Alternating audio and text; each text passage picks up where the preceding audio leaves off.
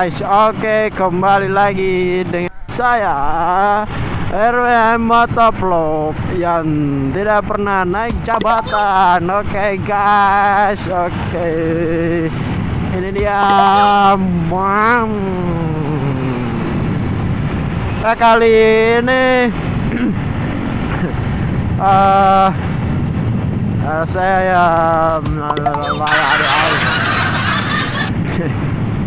kali ini saya mau keluar jalan reading santai ya guys, di kota Parepare. Ya, suara saya masih agak jelek ya, karena masih kena flu, jadi andai gila tuh bab. Aku sudah pelan, dia malah masuk, anjay. Hati-hati dong pak tayo, hehehe tayo. Aduh,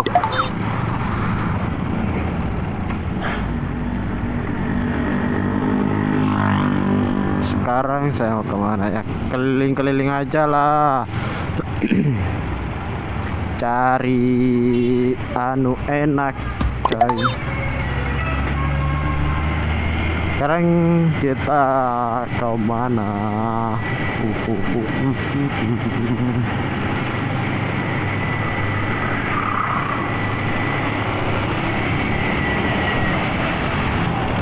Iya, kali ini saya juga mau bahas, saya mau kasih tips atau